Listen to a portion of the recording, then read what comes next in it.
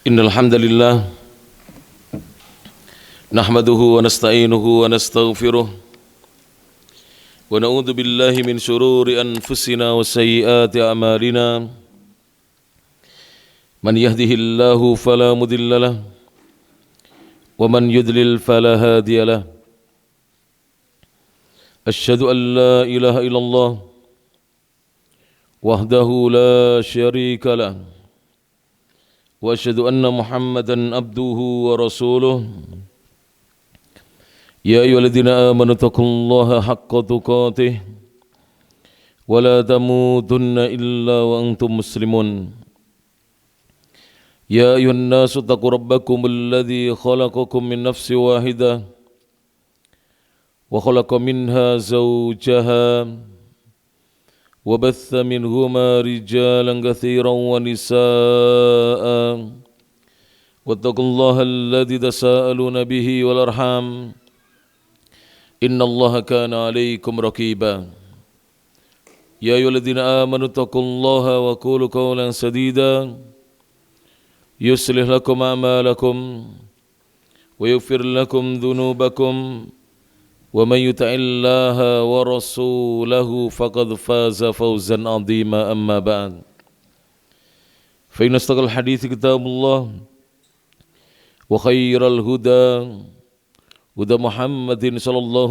عليه وعلى آله وسلم وشر الأمور محدثاتها فإن كل محدثة بدعة وكل بدعة ضلالة وكل ضلالة في النار. Jamaah kajian rahimani Allah wa iyyakum, alhamdulillah segala puji hanya milik Allah subhanahu wa ta'ala alladzi bi ni'matihi, yang dengan nikmat dan karunia dari Allah subhanahu wa ta'ala semata tatimu sholihat, kebaikan-kebaikan menjadi sempurna.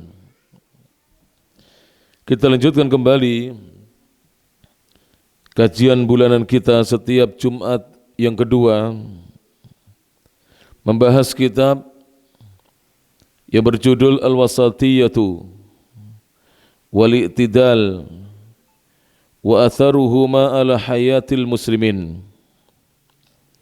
Kitab yang berjudul Al-Wasatiyah, sikap pertengahan, wal-i'tidal dan sikap adil, wa atharuhuma dan juga pengaruh dari keduanya, ala hayatil muslimin atas kehidupan kaum muslimin, yang mana kitab ini sebenarnya diambil dari muhadaratun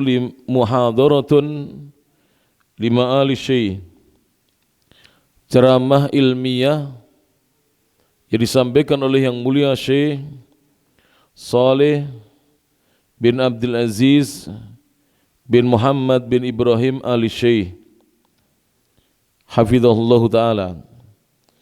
Dan beliau dulunya adalah Syekh Saleh ini, Saleh al-Syekh, adalah Wazir Asy-Syu'un al-Islamiyah wa Da'wah wal Irsyad, Menteri Urusan Islam, Dakwah dan Bimbingan Kerajaan Saudi Arabia. Sehingga kitab ini asalnya adalah ceramah ilmiah yang kemudian dibukukan. Dan kitab ini disebarluaskan oleh Wizaratus Syu'unil Islamiyah wa Da'wati wal Irsyad, Kementerian Urusan Islam, Dakwah dan Bimbingan Al-Mamlakatul Arabiyyatus Saudiyah, Kerajaan Arab Saudi. Para jamaah rahmati Allah subhanahu wa ta'ala, sudah kita bacakan dalam pertemuan yang pertama, yang perdana, tentang Al-Muqaddimah, pendahuluan yang disampaikan oleh Syekh Saleh al-Syekh, bahwasanya judul kitab ini atau judul ceramah ini adalah tema dan judul yang syar'i, yang betul-betul ada landasan syariatnya, baik dari Al-Quran maupun sunnah Nabi SAW. Terlebih lagi beberapa ulama juga berbicara dengan pembicaraan yang senada. Di antaranya di sini saya nukilkan sebelum kita baca kitabnya, ucapan seorang ulama dari kota Ar-Riyadh yaitu Asy-Syaikh Abdul Aziz Al-Fauzan hafizahullahu taala. Beliau mengatakan, mari kita simak bersama ucapan beliau terkait ya dengan firman Allah Subhanahu wa taala yang berbunyi, qala ta'ala wa kadzalika ja'alnakum ummatan wasata. Demikianlah kami telah menjadikan kalian umat Islam sebagai umat yang pertengahan, umat yang terbaik. Apa tujuannya? Litakunu syuhada'a 'alan nas. Agar kalian umat Islam menjadi saksi-saksi yang mempersaksikan manusia selain kalian. Wa yakuna ar-rasulu 'alaikum syahida. Dan agar Rasulullah Muhammad SAW kelak pada hari kiamat menjadi saksi atas kalian umat Islam. Dan dari ayat yang mulia itu ditafsirkan oleh para ulama, di antaranya Al-Imam At-Tabari, Al-Imam Ibnu Katsir dan ulama-ulama yang lainnya, rata-rata mereka mentafsirkan makna wa kadzalika ja'alnakum ummatan wasata, artinya linaj'alakum khiyaral umam. Kami jadikan kalian umat Islam menjadi sebaik-baik umat yang pernah ada di muka bumi ini. Wal wasat, apa yang dimaksud al-wasat di sini? Hahuna, sebagian ulama mengartikan al-wasat adalah al-khiyar, yang terbaiknya, al-awjad, yang terbagusnya. Jadi umat Islam adalah umat yang terbaik. Kenapa demikian? Mari kita simak ucapan dari Asy-Syaikh Abdul Aziz Al-Fauzan, seorang ulama dari kota Riyadh. Dan ini bukan Syekh Shalih Fauzan, cuman satu marga saja. Asy-Syaikh Abdul Aziz Al-Fauzan hafizahullah ta'ala, beliau berkata, fal maksud, maka yang dimaksudkan oleh ayat tersebut, anna hadha ad-dina huwa wasatun bainal adyani kulliha fi kulli syai'. Bahwasanya agama ini, agama Islam adalah agama yang pertengahan, yang terbaik dibandingkan agama-agama yang lainnya seluruhnya dalam segala sesuatunya. Islam yang terbaik. Subhanallah, beliau mengatakan subhanallah, maha suci Allah. Fi babil i'tiqadat, dalam bab akidah dan keyakinan, Islam yang terbaik. Fil a'mal, dalam bab amal-amal perbuatan sehari-hari, Islam yang terbaik. Wa fil ibadat, dalam hal ibadah, Islam yang terbaik. Wa fil akhlaq, dalam hal akhlak, Islam yang terbaik. Was sulukiyat, dalam hal perilaku, Islam yang terbaik. Mungkin saya akan coba menjelaskan sedikit ucapan dari Asy-Syaikh Abdul Aziz Al-Fauzan hafizahullah ta'ala. Jadi Islam ini pertengahan dibandingkan agama-agama yang lainnya seluruhnya. Jadi agama yang pertengahan. Mungkin bapak-bapak dan ibu-ibu, kaum muslimin dan muslimat masih ingat pembahasan kitab kumpulan 88 mutiara faidah yang baru kita khatamkan kurang lebih beberapa bulan yang lalu, bahwa saya sampaikan kita ambil satu contoh saja, bahwa Islam ini pertengahan, tidak ke sana dan tidak kemari, tapi berada di tengah-tengah. Islam pertengahan, wasatun bainal yahud wan nasara. Islam itu adalah pertengahan antara orang-orang Yahudi dan Nasrani. Kita ambil sekarang dalam bab at-tolak misalnya. Dalam bab talak. Talak itu perceraian. Islam tidak seperti orang-orang Yahudi dan Islam tidak seperti orang-orang Nasrani. Kaum Yahudi, mereka mengizinkan adanya talak atau perceraian. Namun mereka tidak memperbolehkan adanya rujuk kembali lagi kepada pasangan yang telah dicerai atau telah bercerai. Jadi Yahudi seperti itu. Jadi kalau sudah terlanjur cerai tidak boleh lagi kembali. Itu ajaran Yahudi dahulu. Kalau sekarang tidak tahu, karena mereka ajarannya berubah-ubah. Dari ke masa berubah-ubah. Kalau Islam dari zaman Rasulullah SAW diutus sampai sekarang yang namanya pernikahan, perceraian satu, tidak berubah. Kemudian bagaimana dengan An-Nasara? Nasrani tidak memperbolehkan sama sekali adanya perceraian. Sama sekali. Jadi kalau mereka sudah tidak cocok ya harus tetap seperti itu. Tapi jangan panjenengan membantah saya dengan apa yang dilakukan oleh penganutnya sekarang. Ini sebagai ajaran loh yang kita bicarakan, bukan sebagai apa? Amaliyah penganutnya atau perbuatan sebagian orang yang mengaku menjadi penganut Yahudi dan Nasrani. Yang kita bicarakan sebagai ajaran. Kalau penganut ya nanti ada oknum-oknum memang. Dan saya pernah mendengar dari beberapa orang. Jadi kaum Nasrani itu kalau mau bercerai itu sulit sekali. Harus dengan izin pendeta, tapi tidak ada izin dari Allah Subhanahu wa taala atau tidak ada izin dari ajarannya mereka. Berbeda dengan Islam. Islam pertengahan, boleh bercerai tapi boleh rujuk, akan tetapi lebih baik menjaga pernikahan. Itu Islam pertengahan, tidak ke kanan, tidak ke kiri. Yahudi tadi bagaimana? Boleh cerai, tidak boleh rujuk. Nasrani tidak boleh cerai sama sekali. Islam boleh cerai, boleh rujuk, tapi yang terbaik menjaga ikatan pernikahan. Para jamaah yang rahmati Allah Subhanahu wa taala, kalau kita dianjurkan memaafkan sesama kita, sesama muslim, atau memaafkan sesama manusia, kira-kira manusia yang lebih layak kita maafkan adalah pasangan kita, bukankah demikian? Pasangan kita, istri kita, istrinya bapak-bapak, suami ibu-ibu itu yang lebih layak untuk dimaafkan kesalahannya. Jika kita ya mau memaafkan sesama muslim, sesama muslimah, sesama manusia, yang lebih layak untuk dimaafkan adalah kesalahan pasangannya. Maka marilah kita, para jamaah yang rahmati Allah Ta'ala, jamaah Masjid Imam Syafi'i Mojokerto ini menjaga keutuhan rumah tangga kita. Yang sulit itu bukan menikahnya atau memulai pernikahan, yang sulit itu menjaga keutuhan rumah tangga. Itu yang paling berat. Tapi Islam mengajarkan kepada kita hal-hal yang indah sekali. Pertengahan ya Islam ya, pertengahan. Saya ambil contoh saya sekarang as-sulukiyat, perilaku. Bagaimana perilaku? Yahudi itu perilakunya sangat buruk, suka mengganggu, al-idha, suka menyakiti, al-adawah, suka bermusuhan, memusuhi orang lain.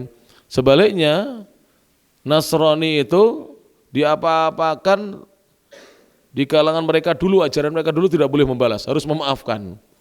Jadi memperbesar apa? Al-afu, memperbesar sikap pemaaf. Islam pertengahan. Dalam ajaran Islam apabila kita disakiti, kita boleh membalas dengan perbuatan yang serupa. Tidak boleh melebihi perbuatan orang yang menyakiti kita. Namun diajarkan apabila kita memaafkan itu lebih baik. Pernah dengar kalau ajaran Nasrani ya, apabila kamu dipukul, ditempeleng pipi kananmu, kasihkan pipi kirimu. Jadi duanya benjol. Kenapa? Karena ditempeleng dua-duanya. Kalau Yahudi itu mereka memang dari dulu perbuatan mereka suka mengganggu orang, suka menyakiti orang. Islam pertengahan, berjamaah rahmati Allah Subhanahu wa taala. Taib. Kemudian beliau Syekh Abdul Aziz Al-Fauzan berkata, ini belum membahas buku ya, saya mukadimah dulu. Wa ahlus sunnati, dan ahlus sunnah, orang-orang yang berpegang pada sunnah, wa hum atba'u Rasulillah sallallahu alaihi wasallam. Dan ahlu sunnah mereka adalah pengikut-pengikutnya Rasulullah sallallahu alaihi wasallam. Wassalafus salihu, demikian juga generasi dahulu yang saleh, yaitu yang dimaksud di sini adalah as-sahabah radhiyallahu anhum, at-tabi'un, para tabi'in rahimahumullah, wa tabi'ut tabi'in, dan pengikutnya para tabi'in, mereka adalah wasatun aidan. Mereka adalah memiliki sikap pertengahan juga. Jadi pilihan mereka itu pertengahan dan yang terbaik. Baina ahlil firaq, di antara apa yang diyakini dan dipegangi oleh kelompok-kelompok yang lain, ad-dhalati, yang telah tersesat dari jalan Allah Subhanahu wa taala. Wasatun fi kulli syai'. Ahlus sunnah itu pertengahan dalam segala sesuatunya. Dalam segala sesuatu ahlus sunnah, dalam segala hal pertengahan ahlus sunnah. Mari kita tinjau ya, bagaimana sikap wasatnya pertengahannya ahlus sunnah. Wa fi babil asma'i was sifat. Beliau memberi contoh dalam bab mengimani nama-nama Allah dan sifat-sifatnya.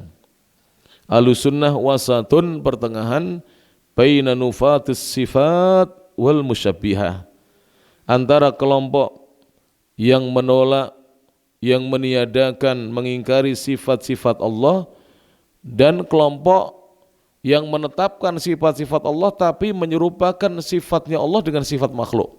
Maka ahlus sunnah di tengah. Jadi ahlus sunnah bukan kelompok nufatus sifat, yaitu golongan-golongan yang menolak sifat-sifatnya Allah. Seperti siapa? Al-Jahmiyah, kelompok Jahmiyah. Itu menolak sifat-sifatnya Allah. Insya Allah bapak-bapak nama-nama ini tidak asing ya, ibu-ibu juga ya. Ini kalau tidak salah di sini saya dengar kadang-kadang dikaji oleh Ustadz Anwar Zain, kadang-kadang oleh Ustadz Onur Rafiq Gufron dan Ustadz-Ustadz yang lain di sini. Saya dengar. Jadi kadang-kadang ceramah Facebook yang di sini saya dengarkan itu. Itu kadang-kadang sudah dikaji.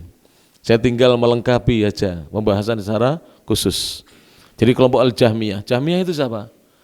Jahmiyah adalah kelompok yang yanfuna asma Allahi wa sifatih. Mereka adalah kelompok sesat yang menolak, meniadakan nama-nama Allah dan sifat-sifatnya. Jadi tidak mengimani Allah itu memiliki nama-nama yang maha indah dan sifat-sifat yang maha luhur. Itu kelompok Al-Jahmiyah.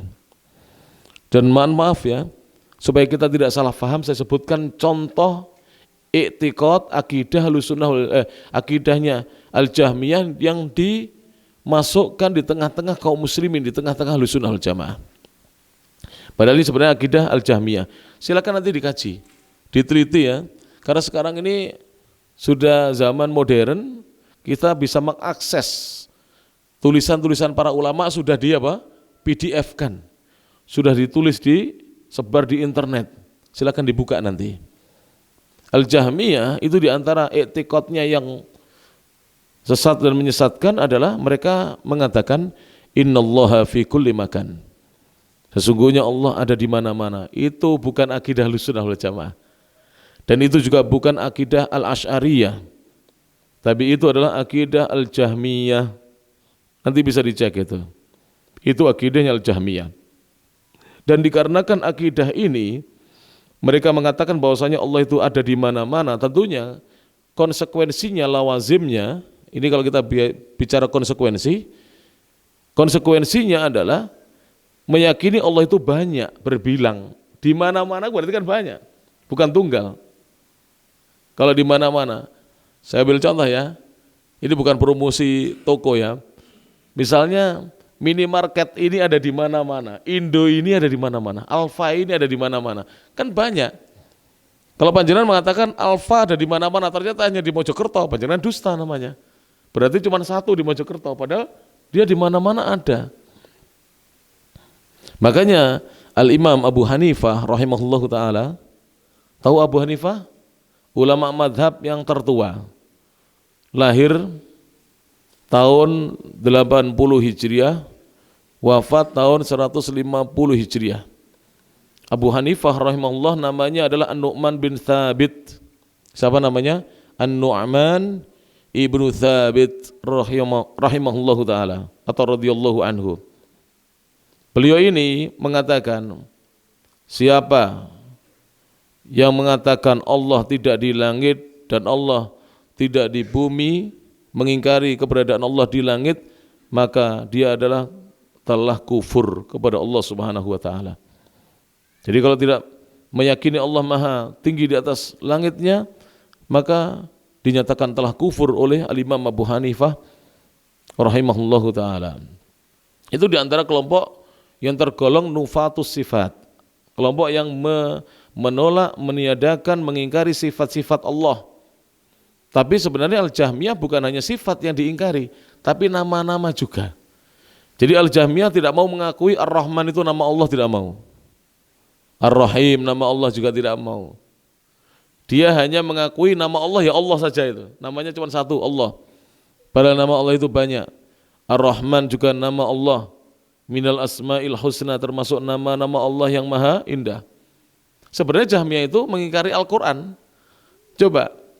Ya, ini walaupun ada perselisihan, perbedaan pendapat di kalangan para ulama, tapi sebagian ulama mengatakan ucapan Bismillahirrahmanirrahim itu disebut apa? Al-Basmalah.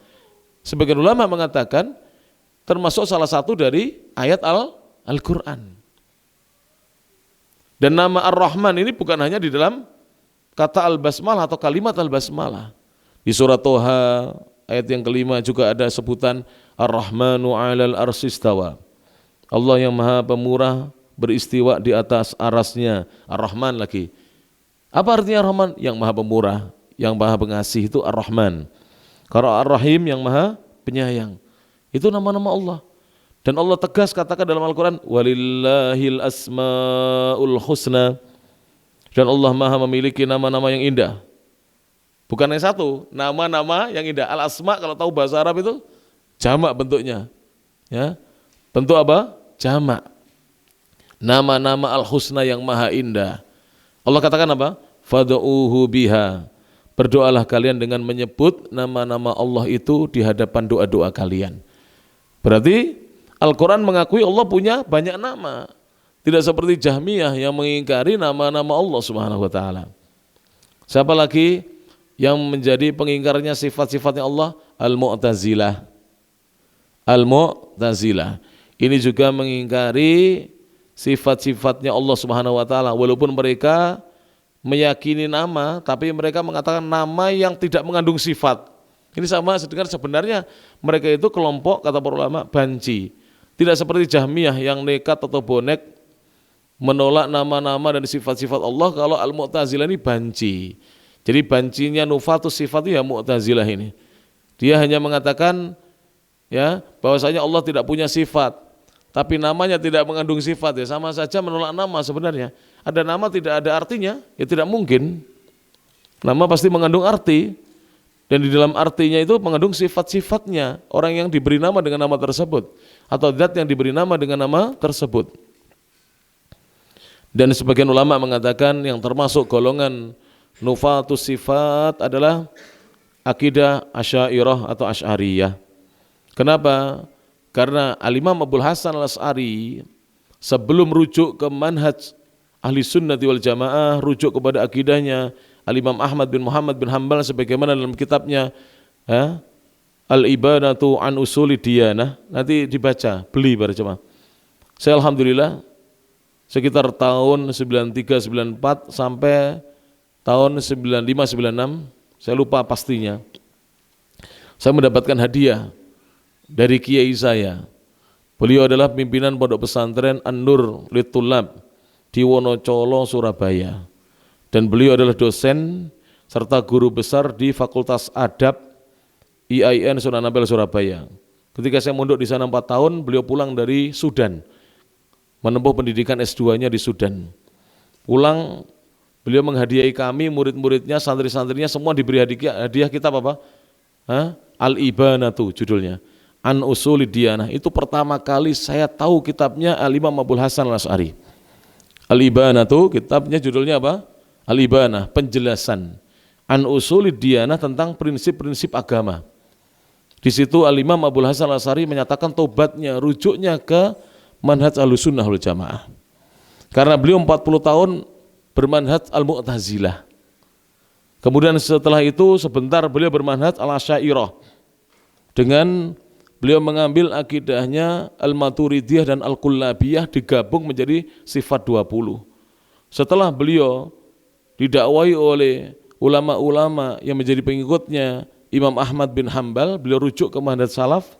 Akhirnya beliau mengeluarkan kitab, beliau menulis kitab namanya Al-Ibanatu, penjelasan An Usuli Diyanah, dan juga kitab Maqalatul Islamiyyin. Dua kitab ini menjadi bukti nyata rujuknya Imam Abul Hasan Al-Asy'ari. Namun dua kitab ini di didakwa oleh sebagian orang katanya dipalsukan oleh ulama-ulama Wahabi Saudi Arabia.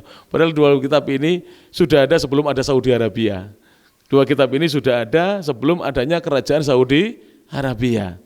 Bahkan saya mendapatkannya bukan dari Saudi, kitab ini saya dapatkan dari Sudan. Dan beliau katanya mendapatkan kitab itu dari Mesir. Subhanallah. Jadi maka kita alhamdulillah akidah Ahlussunnah wal Jamaah pertengahan di antara Al-Jahmiyah, di antara Al-Mu'tazilah, di antara Al-Asy'ariyah dan juga ya di antara Al-Musyabbihah. Musyabbihah itu adalah kelompok sesat yang telah berpaling dari sunnah Nabi SAW disebabkan mereka menyerupakan sifat Allah dengan sifat makhluk. Tidak boleh para jamaah. Bagaimana mungkin Allah Al-Khaliq yang maha mencipta, Al-Qadir atau Al-Qadir yang maha berkuasa ala kulli syai'in atas segala sesuatu disamakan dengan makhluk yang penuh dengan kekurangan dan keterbatasan. Allah itu maha kuasa, Allah itu maha mencipta, Allah itu Al-Kabir maha besar, Al-Azim maha agung. Bagaimana seorang muslim mengaku muslim menyamakan sifat Allah dengan sifat makhluk? Ya tidak bisa. Tidak bisa berjamaah rahmat Allah Ta'ala. Sekarang begini ya, mohon maaf.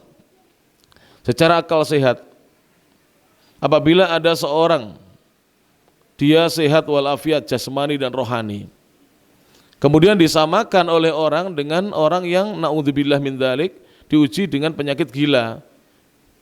Gila, tidak pernah mandi, rambutnya acak-acakan, sampai rambutnya kempel dengan debu, dengan kotoran. Apa mungkin orang yang sehat walafiat jasmani rohani dia mau disamakan dengan orang gila? Sama-sama manusianya ini Pak. Mungkin mau? Tidak ada yang mau. Saya aja kuliah Mas, saya kuliah di Universitas Brawijaya, saya lulusan misalnya Universitas Erlangga, saya lulusan UI, UGM, dia tidak mau, dia kan gila, dia pun sekolahnya hanya kelas 3 nggak tamat. Itu teman saya dulu sekolah kelas 3 SD tidak tamat misalnya. Bagaimana seorang muslim dia memiliki akidah menyamakan Allah dengan makhluk? Tidak ada para jemaah. Tapi sekali lagi Ahlussunnah dituduh katanya kita ini yang mengikuti akidahnya Imam Abu Hanifah, Imam Malik, Imam Syafi'i, Imam Ahmad katanya mujassimah, yaitu kita menyerupakan Allah dengan makhluk, menyamakan Allah dengan makhluk. Na'udzubillah, tsumma na'udzubillah. Tidak ada orang waras menyerupakan Allah dengan makhluk, tidak ada. Tidak ada para jemaah. Makhluk ini penuh dengan kekurangan.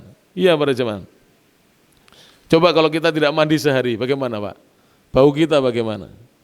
Kalau kita tidak makan, bagaimana? Kalau kita diberi sakit, bagaimana? Tidak mungkin kita sama dengan Allah Subhanahu wa taala. Kemudian wahum wasatun aidan, dan Ahlussunnah juga pertengahan fi bab takfir, dalam bab at-takfir, wa tabdi', dalam bab membid'ah-bid'ahkan, wa tafsik, dan dalam bab memfasek-fasekan. Ahlussunnah tidak seperti kelompok al-Khawarij dan tidak seperti kelompok ar-Rafidhah yang serampangan di dalam mengkafirkan sesama muslim. Itu bukan Ahlussunnah. Yang lisannya kotor, suka menghukumi sesama muslim dikafirkan, itu bukan Ahlussunnah. Itu adalah kelompok al-Khawarij. Kelompok Khawarij lah yang menyebarkan faham-faham sesat, yang mana mereka mengatakan bahwa pelaku dosa besar itu langsung kafir, na'udzubillah. Tidak. Pelaku dosa besar itu masih mukmin. Mukmin tapi yang apa? Fasik. Jadi ada orang beriman itu mukmin yang dia tidak fasik. Fasik itu bagaimana? Bisa jadi dia meninggalkan perintah, kewajiban, dan bisa jadi dia melanggar larangan. Berarti dia melakukan hal-hal yang diharamkan. Itu fasik. Namun orang yang fasik itu hanya dihukumi dalam akidah Ahlussunnah naqisul iman. Imannya kurang. Jadi orang, misalnya ada Ahlussunnah saudara kita ya sama muslim, dia mencuri, imannya kurang. Jangan langsung di apa? Kadang-kadang dibakar, hakimi sendiri, tidak boleh. Kalau kita berhasil menangkap pencuri, ya setelah ditangkap langsung dibawa ke yang berwajib, dibawa ke kantor polisi. Biar sana nanti yang mengurus, bukan kita. Tidak boleh dipukuli sampai babak belur, apalagi dibunuh. Saya pernah para jemaah beberapa tahun yang lalu ngeri sekali di sebuah kota Jawa Timur. Jadi pencuri ditelanjangi, dimasukkan ke got, diangkat lagi, terakhir kepalanya ditimpa dengan batu sampai mati. Na'udzubillah. Mencuri sepeda motor tertangkap. Na'udzubillah. Tidak boleh demikian. Ahlussunnah tidak demikian. Ahlussunnah itu berhati-hati terhadap satu jiwa, satu nyawa. Mereka tidak berani ya menghilangkan nyawa siapapun. Kemudian Ahlussunnah juga tidak bergampangan di dalam menjatuhkan vonis apa kafir. Hati-hati. Tidak boleh kita, tidak boleh para jamaah yang rahmati Allah Ta'ala. Bahkan saya beritakan ini ya, saya sampaikan ya, mudah-mudahan menjadi ilmu bagi panjenengan semuanya. Ketika saya tinggal di Makkah Al-Mukarramah, saya ditinggal di kota Al-Mubarros, kerajaan Saudi Arabia. Di dua kota ini bertahun-tahun saya tidak mendapatkan ulama-ulama Saudi itu serampangan mengkafirkan orang. Jadi kalau ada orang dia melakukan perbuatan-perbuatan yang bisa menyebabkan dia murtad atau mengucapkan ucapan-ucapan yang menyebabkan dia bisa menjadi kufur, itu dibawa ke pengadilan, disidang. Jadi bukan ulama kemudian serta-merta mengkafirkan, tidak, disidang itu. Nanti didakwai dulu, dinasihati supaya kembali kepada Islam yang murni, begitu. Kalau tetap tidak mau maka dijatuhi vonis apa? Nah ini, murtad. Na'udzubillahi min dzalik. Jadi tidak serampangan para jamaah yang rahmati Allah Subhanahu wa taala. Kemudian Ahlussunnah juga tidak bermudah-mudahan dalam menyatakan ini sebagai ahlul bid'ah. Tidak boleh para jamaah yang dirahmati Allah Subhanahu wa taala. Bedakan antara menghukumi seseorang ini ahlul bid'ah dengan ini terjatuh dalam sebagian perkara bid'ah. Beda tidak? Beda.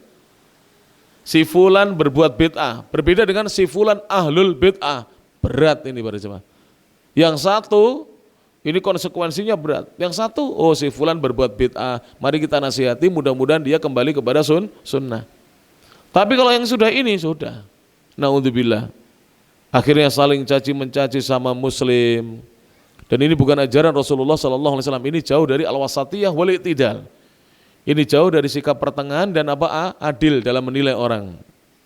Wa tafsik, menyatakan sebagai seorang yang fasik. Wa fil qadari, demikian juga Ahlussunnah dalam masalah takdir itu pertengahan juga. Wasatun bainal qadariyati wal jabriyati. Saya ulangi ya.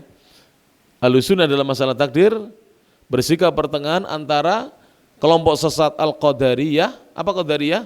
Yaitu kelompok sesat yang menolak bahwa manusia itu sudah ditentukan takdirnya. Allah mengetahui takdirnya manusia, Allah menuliskan takdir tersebut, Allah menghendakinya, dan Allah menciptakannya. 4 unsur yang harus diimani dalam masalah takdir.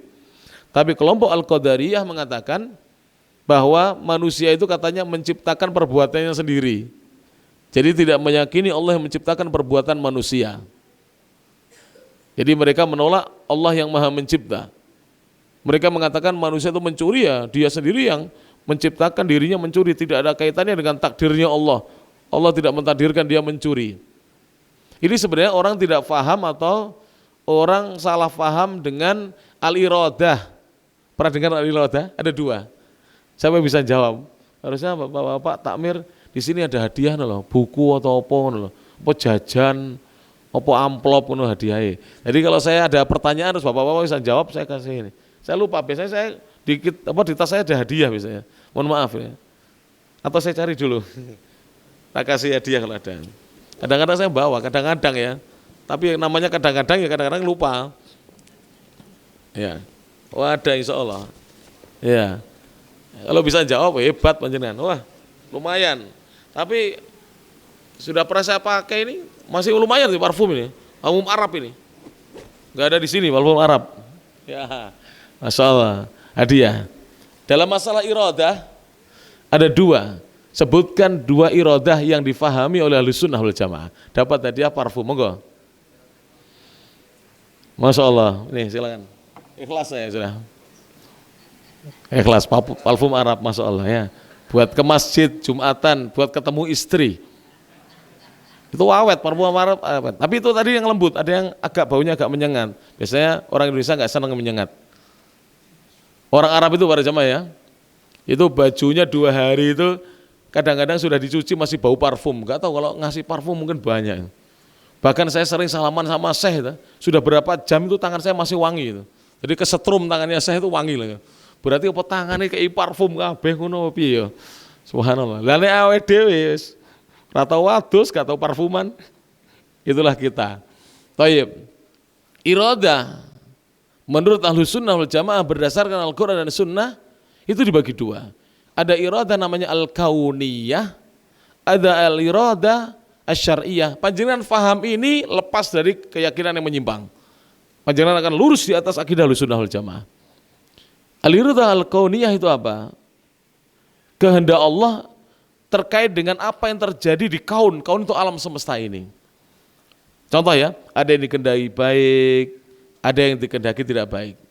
Ada yang dikehendaki mati tua, ada yang dikehendaki meninggalmu muda. Ada yang dikehendaki selama hidupnya sehat terus, ada yang dikehendaki selama hidupnya sakit-sakitan terus. Ada yang dikehendaki kaya, ada yang dikehendaki apa? Miskin. Ada yang dikehendaki tampan, ada yang tidak tampan. Saya tidak mengatakan jelek ya, enggak ada makhluk Allah jelek, tidak tampan. Ada yang dikehendaki cantik dan ayu, ada yang dikehendaki tidak cantik, tidak ayu.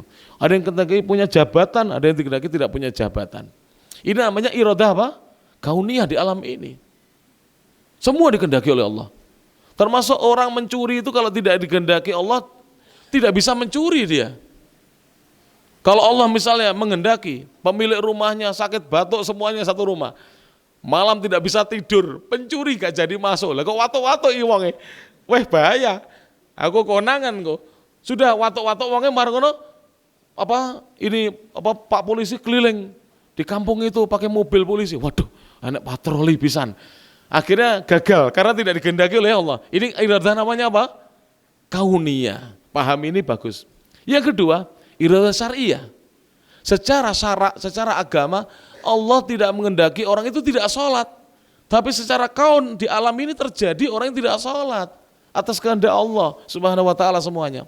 Tapi Allah secara kauniyah tidak cinta, tidak suka, benci dengan orang-orang yang meninggalkan sholat, benci dengan orang-orang yang berzina. Tadi khutbah saya tentang perzinahan. Benci dengan orang-orang yang melakukan praktek-praktek riba. Allah benci. Secara syariah. Tidak ada ayat Al-Quran yang mengajak kita berzina, tidak ada. Yang mengajak kita melakukan praktek-praktek riba, tidak ada. Yang mengajak kita untuk mencuri, membunuh, merampok, tidak ada. Berbuat kesyirikan, berbuat bid'ah, tidak ada. Menyuruh kita berakhlak yang buruk kepada orang tua, kepada anak, kepada istri, kepada suami, tidak ada para jemaah. Maka terbantahlah kelompok apa? Al-Qadariyah ini. Qadariyah ini pengingkar takdir ini.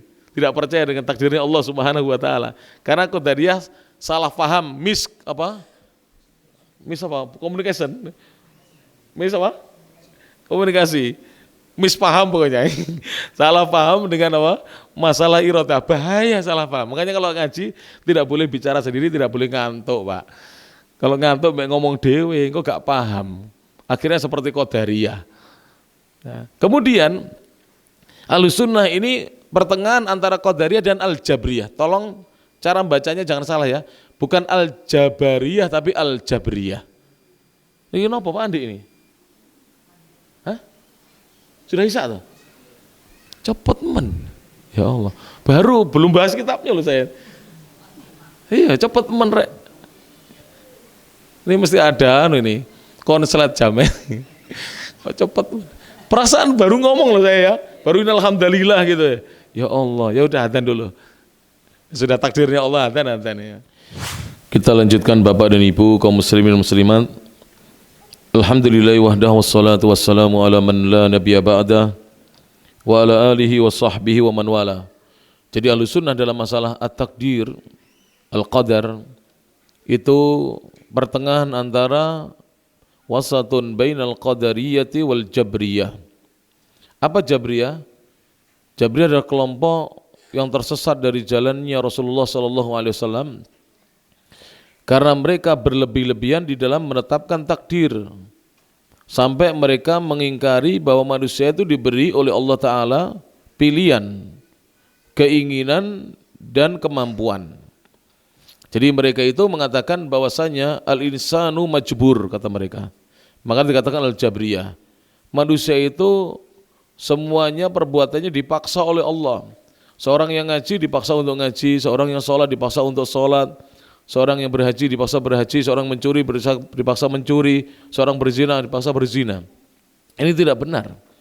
Akidah al-jabriyah ini.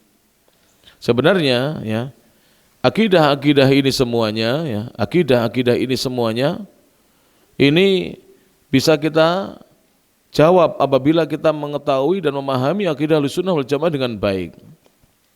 Coba berjamaah ya. Kalau ada seorang itu dia memiliki keyakinan al-jabriyah, saya beri contoh ya, keyakinannya al-jabriyah. Terus dia punya toko. Enak kita belanja ke sana saja. Ambil barang yang banyak. Terus nanti monggo barangnya putirian kalau tinggalan nggih cawekelan ngene. Ya Mas, tak kayak duit 50.000 nilai barangnya 500.000. Mas, kurang ya Mas. Barang kuwi 500.000 mbok 50 lho. Iki ditakdirne Allah ya. Sampeyan kudu gelem. Dadi iki wis ditakdirne Allah. Sampeyan kudu gelem. Kira-kira mau tidak? Pasti kita dikeplaki sama orang demikian ini. Karena memang orang seperti ini apa?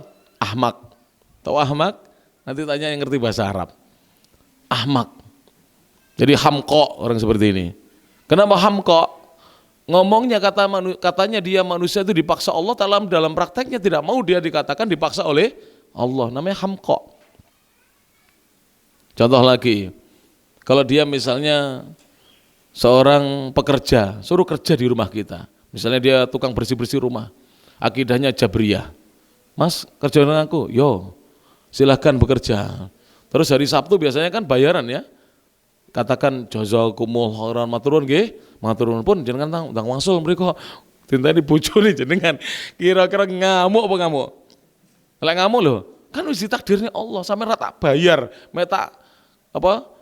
Aku mek matur sampean ngucap karo sampean jazakumullah khairan. Iku bayarane. Sampean kudu trimo kalau takdiri Allah Subhanahu wa taala. Ora ngono lho ya. Berarti dia ya ini menunjukkan dia akidahnya Ahlussunnah. Jadi sebenarnya manusia itu fitrahnya akidahnya Ahlussunnah. Tapi karena ngajinya keliru, nah ini salah cari ilmu, akhirnya berakidah Jabriyah atau Qadariyah. Karena salah cari ilmu, bahaya ini para jemaah. Baik, mari kita baca sedikit kitabnya. Qala Asy, berkata Asy atau Ma'ali Syekh, nama lengkap beliau adalah Saleh bin Abdul Aziz bin Muhammad bin Ibrahim Al-Syekh. Beliau dulu adalah Menteri Agama Kerajaan Saudi Arabia. Sekarang Menteri Agamanya ganti, yaitu Syekh Abdul Latif bin Abdul Aziz Al-Syekh. Syekh Dr. Abdul Latif bin Abdul Aziz Al-Syekh, yang beberapa waktu yang lalu viral di media sosial, katanya ini Menteri Agama yang good looking. Ya. Saya rasa Menteri Agama di setiap negeri ya good looking. Good looking gak payu rabi, gitu. Gak boleh kita banding-bandingkan orang, tidak boleh. Karena semua itu ciptaan Allah Subhanahu wa taala. Iya. Kadang-kadang ada orang itu tampan pada cuma. Tapi wanita cantik tidak mau dengan dia. Malah wanita yang cantik itu malah memilih pemuda yang biasa-biasa, ya kan? Berarti yang good looking yang mana itu? Yang tampan atau yang biasa-biasa? Ah, biasa-biasa. Wes makanya iki kabar gembira bagi sampean. Segung payu-payu. Insyaallah payu wis golek. Lho bener. Lho panjenengan sering kan ada ibu-ibu bapak-bapak itu. Kok bapaknya mengenaskan ngono ya? Sing wedok ayu. Moblong kaya ngono beh. Ya Allah, wis umur 50 ya ayu lho bapaknya kok mengenaskan. Iya, itu takdir Allah Subhanahu wa taala. Namanya manusia. Pilihan itu bukan karena cantik atau tampannya para jemaah. Baik, kita lanjutkan. Jadi Syekh Saleh Al-Syekh berkata, simatul manhajil wasat. Karakteristik ciri-ciri yang menonjol dari metode beragama yang pertengahan. Jadi kita Ahlussunnah, alhamdulillah kita ikut Ahlussunnah. Ahlussunnah itu pertengahan, Pak. Maka pelajari akidah Ahlussunnah, pelajari manhajnya, cara beragamanya, metode beragamanya, pelajari ibadahnya Ahlussunnah bagaimana, pelajari akhlaknya Ahlus Sunnah bagaimana, budi pekertinya Ahlus Sunnah bagaimana. Pelajari sulukiat apa? Perilakunya Ahlus Sunnah bagaimana. Pertengahan Ahlus Sunnah itu. Pertengahan. Taib. Ahlus Sunnah, ya para jamaah rahmatullah ta'ala, ketika menghadapi kehidupan dunia ini, dia menghadapi dengan keimanannya. Jadi dia menghadapi kehidupan dunia ini dengan keimanan yang penuh kepada Allah Subhanahu wa taala. Kemudian dengan keimanannya kepada malaikat-malaikat Allah, kemudian kitab-kitabnya, rasul-rasulnya, hari akhir dan takdir, yang paling penting takdir. Panjenengan kalau iman dengan takdir luar biasa, nikmat. Ini nanti bapak-bapak misalnya ibu-ibu ada di rumah, istrinya di rumah.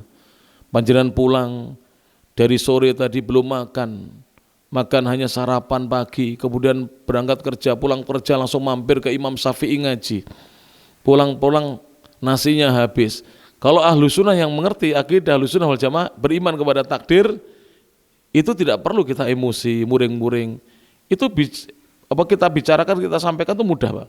Tapi praktek aku dewe ngelak mulai gak ada segono, ya meh podo sampean. Ya. Cuman kalau ustadz atau kiai bar muring-muring istighfar, sampean jek misuh-misuh ya. Sampean wis muring-muring misuh. Umpamane wong loran ngene, misuh fasih. Ya ta, lagi dolane rada alus-alus. Ya. Ya ora ngelokne wong loran, tapi wong loran nyatane ngono kok. Wong ora nyapo-nyapo misuh, ngomong biasa misuh ya. Itu. Tapi kalau kiai sama ustadz istighfar, habis marah dengan istrinya istighfar, langsung nyetater sepeda motore, golek sego goreng, golek pecel kalau Kediri begitu. Terus menyesal, ya Allah, nyapo aku menesuhi takdiri Allah, aku mulai ra ono sego, ra ono lawuh, wis tak golek nih. Akhirnya makan berdua dengan istri, nasi pecel, nasi goreng, ya. Masya Allah, capce dan seterusnya. Oh enak, Ahlus Sunnah begitu. Ini nanti bapak-bapak yang istrinya tidak ikut ngaji sama telepon DC. Praktek ya. Assalamualaikum dek, ono sego gak? Gak aku praktek ilmu nih Ustaz disuruh nih. Kau ono ya mas, ya wes. Sentai ono nang omah ya, cuma am DC ora ono gitu. Karena nang omah langsung mampir nasi goreng, nasi pecel. Begitu Pak. Ahlus Sunnah ngamukan nih loh. Capopo ini Ahlus Sunnah. Ahlus Sunnah yang sabar begitu lah. Ya sabar dengan istri dan seterusnya. Thayyib. Beliau mengatakan al-wasatiyatu wal i'tidal, sikap pertengahan dan adil. Laha simatun, kedua sikap ini memiliki karakteristik, ciri-ciri yang menonjol, memiliki tanda-tanda. Simat itu artinya begitu. Kalau bahasa kerennya sekarang karakteristik. Bahasa agak di bawah ciri-ciri yang menonjol. Bahasa yang paling bawah adalah apa? Tanda-tanda. Wa hadhihi simatu. Adapun tanda-tanda tersebut, ciri-ciri yang menonjol tersebut, karakteristik tersebut, dzakarathan nususu, telah disebutkan oleh nas-nas. Jadi kalau kita ingin tahu apa ciri yang menonjol dari Ahlus Sunnah wal Jamaah, baca Al-Quran dan Sunnah. Disitulah ciri-ciri Ahlus Sunnah wal Jamaah, semuanya ada di situ. Hanya saja dalam tataran praktek, terkadang pengikutnya Ahlus Sunnah wal Jamaah belum bisa mempraktekkan. Ya kadang ustadznya, kadang kiainya, kadang dai-nya, kadang tokoh agamanya, kadang jamaahnya, itu kadang-kadang belum bisa mempraktekkan. Tapi kalau sebagai ajaran, ya, Ahlus Sunnah itu ajarannya semuanya indah. Karena dasarnya adalah Al-Quran dan Sunnah Nabi SAW. Wa wujidat, dan ciri-ciri tersebut, karakteristik tersebut bisa didapatkan atau ditemukan fi sulukis sahabati, dalam perilakunya para sahabat radhiyallahu anhum. Panjenengan kalau baca sejarah hidupnya para sahabat, Masya Allah, rasa-rasanya kok belum ada ya di zaman ini orang yang memiliki perilaku seperti para sahabat radhiyallahu anhum ajmain. Ada tidak jamaah yang seperti Abu Musa al-Asy'ari? Ketika menunggu keluarnya Abdullah bin Mas'ud dari rumahnya, itu sampai rela di depan rumahnya kena debu, kena angin, kena dingin. Nunggu sampai Abdullah bin Mas'ud keluar untuk sholat fajar. Kalau jamaah sekarang bagaimana? Nah, bagaimana? Kalau ingin ketemu ustadznya, ditawil funi, di WA nih, di kau wetok pintu nih, ngewedok kayak gedor-gedor, banter, keras sekali. Itulah Ahlussunnah sekarang. Kalau Ahlussunnah di zaman para sahabat, Masya Allah, dipraktekkan, ditunggu gurunya dengan sabar, ya, di depan rumah, ya, sampai bertumbuh dengan gurunya, ditanya dengan lembut dan sopan gurunya, Masya Allah. Itulah Ahlussunnah wal Jamaah. Di zaman dahulu para jamaah rahmati Allah Subhanahu wa taala, ya. Zaid Abdullah bin Abbas. Abdullah bin Abbas pernah menuntun memegang tali kendali kendaraannya Zaid bin Thabit. Jadi Zaid dipersilahkan duduk di atas kendaraannya Abdullah bin Abbas yang keturunan Quraisy, yang nasabnya betul-betul tinggi dan luhur, yang mana beliau adalah sepupunya Rasulullah sallallahu alaihi wasallam. Sepupunya Rasulullah, putra paman Nabi. Rela di bawah berjalan kaki menuntun kendaraannya siapa? Zaid bin Thabit. Ketika ditanya, wahai sepupu Rasulullah sallallahu alaihi wasallam, wahai putra paman Rasulullah sallallahu alaihi wasallam, kenapa engkau melakukan ini? Jadi Abdullah bin Abbas orang yang mulia ini, kedudukannya tinggi, bangsawan, kalau kita bangsawan sekarang ini. Quraisy itu kan bangsawan. Kenapa engkau melakukan yang seperti ini? Jawabannya singkat. Aku ingin memuliakan ahli ilmu, Masya Allah. Aku ingin memuliakan apa? Ahli ilmu. Subhanallah. Ini, mari kita tiru para jemaah. Akidah Ahlussunnah, ibadahnya Ahlussunnah, akhlaknya Ahlussunnah, suluknya, perilakunya Ahlussunnah, adab-adabnya Ahlussunnah wal Jamaah. Kemudian wasuluki a'immatil Islam, dan hal tersebut, sikap pertengahan dan adil itu bisa didapatkan, ditemui dalam perilaku imam-imam kaum muslimin, imam-imam Islam.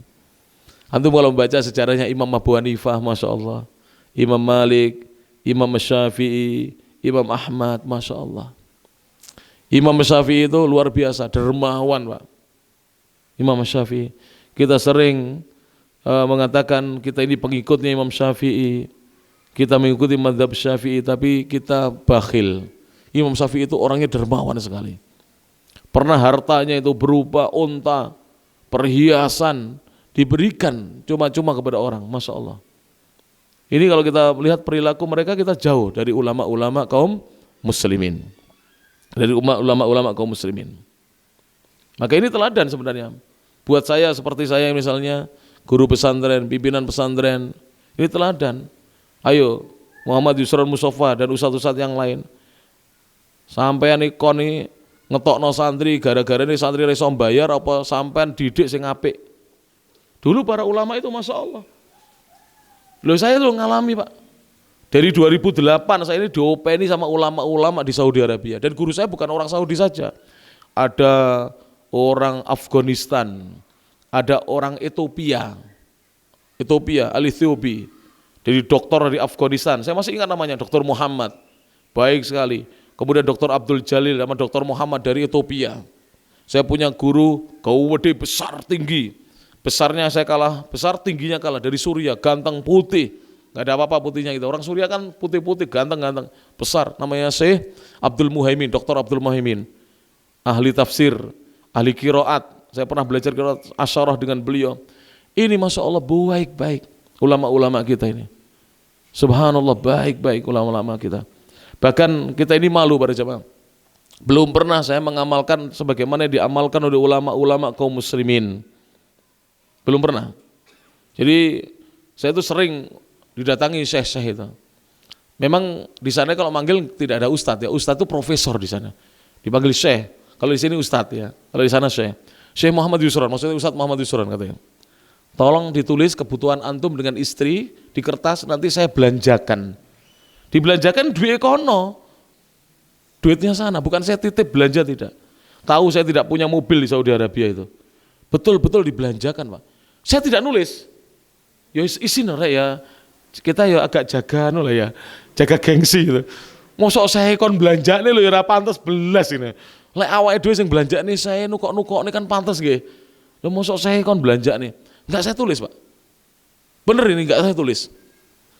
Ternyata jam 3 malam saya diketuk. Assalamualaikum, saya Muhammad Yusron. Itla katanya. Itla itu keluar katanya. Di sana itu pintunya orang Arab, saya ikut rumahnya orang Arab ya, karena nyewa rumahnya orang Arab. Itu ada pintu gerbang dari besi, kemudian ada pintu kayu. Pintu besi ini dodok-dodok itu keras sampai depan dalam kerungu. Itu. Saya keluar. Entadir lah, suya. Sebentar saya bilang gitu. Saya keluar, ya Syekh. Saya rangkul dulu. Ya, kalau di sana misalnya cipika-cipiki rangkul, Assalamualaikum saya gitu. Ada apa Syekh? Sebentar. Buka mobil, seret. 2 kresek besar merah itu loh. Dikeluarkan dari mobil, wabut itu. Isinya 20 kilo bro. Bawa masuk ke atas. Langsung anak-anak tak panggil, bawa masuk ke atas. 2 kresek. Setelah itu beliau pamit. Saya kira sudah ngasih 2 kresek. 2 kresek ini saya yakin, saya pernah belanja seperti itu. Itu nilainya di atas 500 real. Di atas 2 juta belanja segitu. Wong kaleng susu aja 10 kilo, 5 kilo, kalengnya 5 kilo. Susu yang 5 kilo itu loh. Kita kan jarang belanja susu 5 kilo. Susu anak-anak itu lah. Susu bubuk 5 kilo Pak. Itu 2, setiap kresek ada. Setelah itu sebelum pulang salaman mak pelak. Kok apa namanya? Kok wandel gitu. Derawedek saya tuh, ya Allah. Piro ini. Saya pegang langsung jazakumullah khairan saya, Masya Allah. Ya basa-basi ngerepotkan antum gitu. Kalau bahasa kita Jawa ngerepotkan antum. Sudah kalau sana mau pulang. Itu jam 3 malam setelah sholat tahajud kurang lebih. Langsung beliau pulang pakai mobilnya, weng. Anak bangunkan istri, Mi sama ngitung. 100-an jumlahnya 2.000 real, 8 juta itu. Sekali sedekah. Di sini ustaz-ustaz di Indonesia alhamdulillah disedekahi oleh jamaahnya. Kalau di Saudi ulama yang bersedekah, saya itu kitab-kitab anjuran silakan main ke rumah saya. Kebanyakan kitab saya dibelikan oleh syekh saya. Jadi setiap ngaji itu dibagi saya kitab oleh syekhnya. Kaya-kaya orang Saudi itu, Masya Allah. Dan loman-loman, dermawan-dermawan. Itulah berjamaah yang harusnya kita tiru ya, ulama-ulama Ahlus Sunnah wal Jamaah. Mari kita tiru ya, awake dhewe gak bagil-bagil banget lah. Setiap ada kotak kemarang itu dilihat dompetnya. Wes yang paling cilik sampe nyemplung nih, belajar sedekah.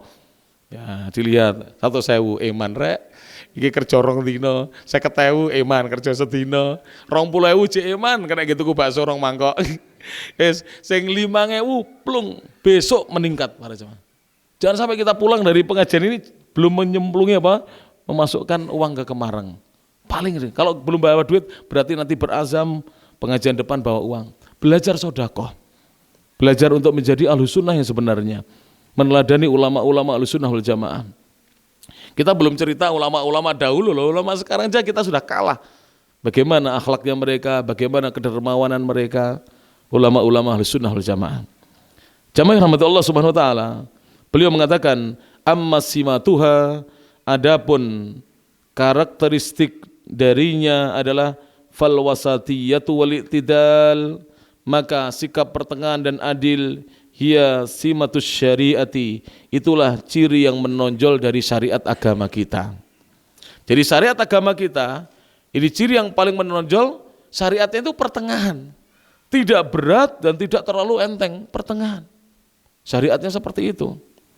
Binasil Quran, berdasarkan nasnya Al-Quran.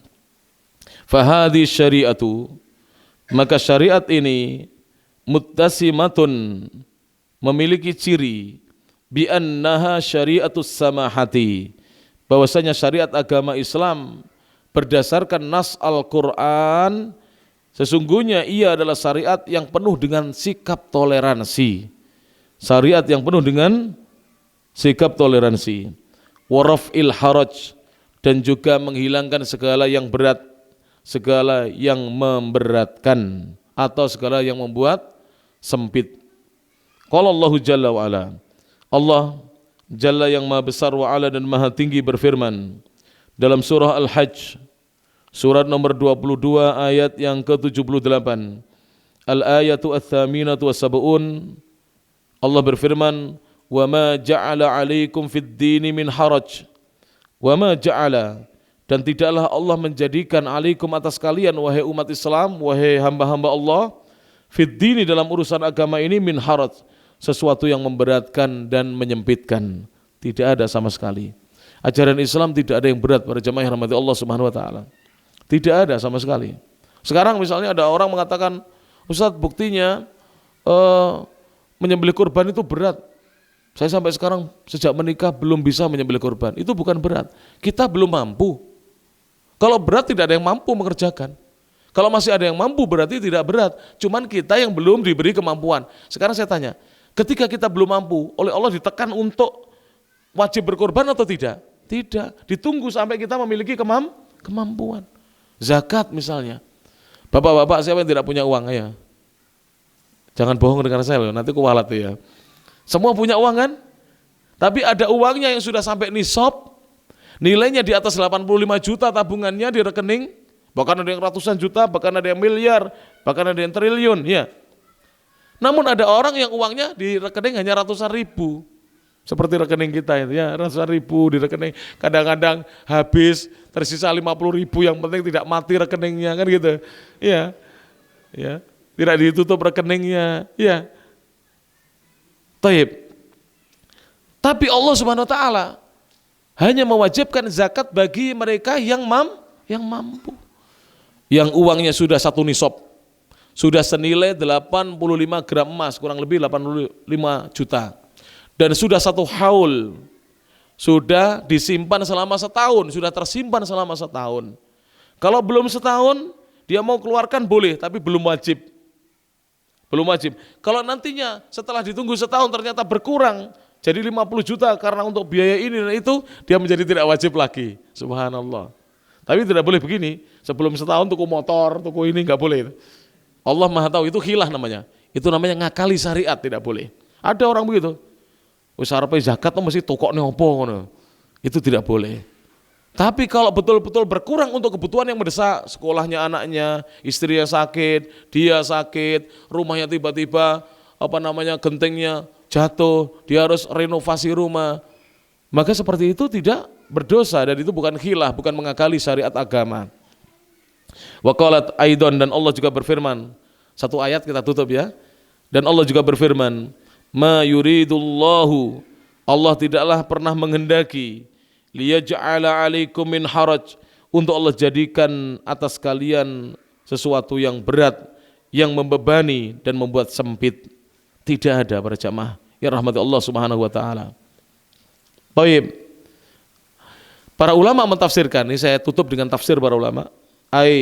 Innallaha ta'ala, sesungguhnya Allah Ta'ala, lam yurid, Allah tidak pernah menginginkan, tidak pernah menghendaki, an yaj'ala alaina, untuk menjadikan atas kita umat Islam ini, bima farada alaina, dengan apapun yang Allah wajibkan atas kita, minal wudu, baik berupa wudu, wal ghusli, berupa mandi, wa tayammum, berupa tayammum, syai'an, sesuatu, yadhiku alaina, yang memberatkan kita atau membuat sempit atas kita, yang menyulitkan kita. Tidak ada. Coba para jamaah wudu ya.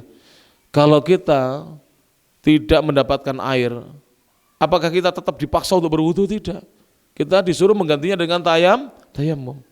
Kalau kita ada air tapi kita tidak bisa menggunakannya karena kita sakit, kita boleh bertayamum, bukan tidak sholat, boleh bertayamum. Dan sebagai pengganti wudunya adalah apa? Tayamum. Ini beberapa hari ini di daerah Kediri ke selatan, banyak anak-anak, terutama anak SD, SMP, SMA itu kena cacar air ya. Di sini juga sama? Atau belum merembet ke sini? Ada ya? Itu ada beberapa pesantren kena cacar air. Itu cacar air itu panas, badannya panas, lemes begitu ya. Terus sebagian tanya kepada saya, bagaimana cara sholatnya Ustadz? Jangan wudu, karena kena wudu katanya bisa tambah bambrak ya. Cukup tayamum, kerjakan sholat. Pipis hanya diguyur yang najisnya, habis itu andukan, setelah itu dia tidak usah mandi. Jadi ada sampai 2 pekan tidak mandi anak-anak pondok itu, 2 pekan tidak mandi. Alhamdulillah di dalam Islam ada syariat apa? Tayamum. Tidak mampu berwudu, tayamum. Dimudahkan oleh Allah Subhanahu wa taala. Misalnya bapak-bapak ya, bapak-bapak misalnya, atau ibu-ibu ya, punya junub, Semalam berhubungan suami istri. Kemudian mau sholat subuh badannya meriang semuanya. Mau mandi tidak berani. Dan sudah mulai keringat dingin. Kalau mandi malah bahaya. Maka dia boleh ketika mau sholat subuh apa? Tayamum.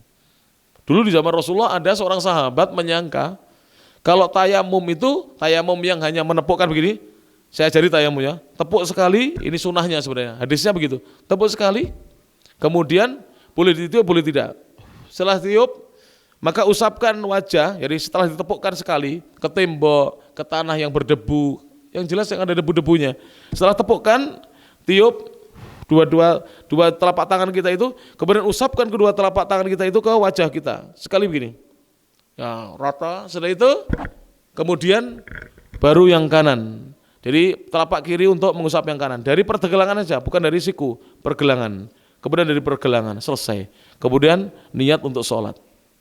Dan tayamum itu sebagai pengganti wudhu dan apa? Sholat. Dulu di zaman Nabi ada seorang sahabat yang ketika junub, ya, karena tidak mendapatkan air maka berguling-guling di tanah. Menyangka kalau tayamum tadi yang seperti itu untuk pengganti wudhu, kalau pengganti mandi harus apa? Guling-guling. Karena mandi kan seluruh tubuh. Akhirnya dia guling-guling ke tanah. Ditanyakan kepada Nabi, cukup tayamumnya sama. Tayamum itu untuk apa? Untuk mandi dan wudhu. Tapi nanti kalau sudah sembuh penyakitnya wajib dia mandi untuk sholatnya. Kalau dia misalnya menemukan air maka wajib dia wudhu atau mandi. Jelas ini para jamaah. Mudah enggak? Mudah tidak Islam? Sangat mudah sekali. Ajaran Rasulullah SAW. Tidak ada yang berat bagi bapak-bapak dan ibu-ibu yang belum berkewajiban untuk berzakat. Silahkan bersedekah semampunya, berinfak semampunya. Bagi kita yang belum mampu berhaji dan berumroh, apa penggantinya kira-kira? Kalau belum mampu haji umroh penggantinya apa? Sholat isyraq. Sholat isyraq. Jadi panjenengan sholat subuh berjamaah di masjid, tunggu sampai syuruk. Syuruk itu sekarang sekitar 05.32 atau 3 berapa di sini ya? 30. Tambahkan 15 menit atau 20 menit. 20 menit aja enak ngitungnya. Jadi 05.30 tambah 20 menit berarti 05.50 silakan sholat 2 rakaat isyraq. Pahalanya seperti umroh dan haji yang sempurna. Masya Allah. Dapat pahala haji dan umroh. Tapi zaman belum haji. Belum. Nanti kalau punya uang pergi haji. Tapi setidaknya kita mendapatkan apa? Pahala apa? Haji dan umroh. Jadi Islam mudah sekali. Ya, mudah sekali berjamaah rahmati Allah Subhanahu wa taala. Ketika beberapa orang sahabat yang disebutkan dalam riwayat mereka adalah fuqaraul muhajirin. Orang-orang fakirnya dari sahabat muhajirin itu yang asalnya dari Makkah yang hijrah ke Madinah. Mengadu kepada Rasulullah. Ya Rasulullah, dhahaba ahlud duthur bil ujur. Wahai Rasulullah, orang-orang kaya yang berharta itu membawa pergi pahala-pahala. Yusalluna kama nusalli. Mereka sholat kami sebagaimana kami sholat. Wa yasumuna kama nasum. Dan mereka berpuasa sebagaimana kami juga berpuasa, orang-orang miskin berpuasa. Namun mereka menginfakkan sebagian dari kelebihan harta mereka yang kami tidak bisa melakukannya. Apa yang dikatakan Nabi? Nabi memberi contoh, di setiap tasbih ada sedekah. Jadi kalau kita tidak bisa infak, gantinya apa Pak? Membaca subhanallah, alhamdulillah. Tapi jangan orang yang duitnya banyak, dia gak gelem infak mau bocor, subhanallah jari nusa itu sedekah, subhanallah, alhamdulillah, gak gelem infak. Ini keliru ini. Bagi yang tidak bisa infak, gantilah dengan membaca bacaan-bacaan tadi, melakukan amar ma'ruf nahi mungkar. Ya. Jadi misalnya ada ustadz-ustadz itu duitnya gak banyak, jangan dihina. Ustadz ini gak pernah masukkan uang ke kemarang, jangan. Beliau ngajar agama, menjelaskan yang hak, yang batil. Ini juga apa? Bersedekah kepada kita. Setelah bersedekah ilmu kepada kita. Maka inilah Islam berjamaah. Masya Allah tidak ada yang sulit. Demikian bisa disampaikan. Mudah-mudahan bermanfaat. Makaten ingkang saged kula aturake dumateng para jamaah sedaya, bapak lan ibu kaum muslimin dan muslimat. Mugi-mugi ilmu ingkang sampun sareng-sareng kula panjenengan sinaoni pelajari menika dados ilmu ingkang manfaat fid dini wad dunya wal akhirah. Lan kula nyuwun ngapunten menawi wonten klenta-klentu kula anggen kula matur dumateng para jamaah Mugi-mugi sedaya kesalahan panjenengan, kesalahan kula dipun sepunten kalian Allah Subhanahu wa taala. Ihdinas siratal mustaqim. Fastabiqul khairat. Nasrum minallah. Wabillahi taufiq wal hidayah. Waridha wal inayah. Wallahul muwaffiq ila aqwamit thoriq. Saya sebut semua ini biar enggak protes ini. Kalau fastabiqul khairat pemuda Muhammadiyah. Nasrum minallah bapak-bapak Muhammadiyah. Wallahul muwaffiq ila aqwamit thoriq kiai-kiai Nahdlatul Ulama ya nah. Kalau subhanakallahumma bihamdik asyhadu an la ilaha illa anta astaghfiruka wa atubu ilaik salafi. Sebut kabeh ben nice. Gak apa-apa ya. Akhir yang bagus. Tahu ini doa-doa semuanya lah. Nasrum minallah, pertolongan itu dari Allah.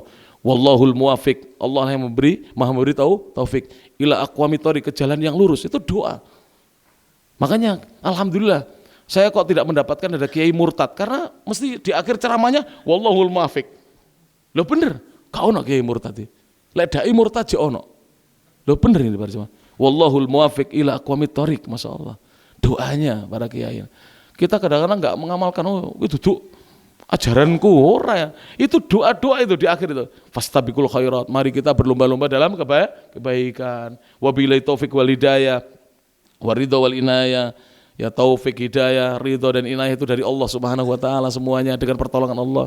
Itu doa-doa. Kemudian subhanakallahumma bihamdik asyhadu an la ilaha illa anta astaghfiruka wa atubu ilaik wa akhiru da'wana anil hamdulillahi rabbil alamin. Assalamualaikum warahmatullahi wabarakatuh.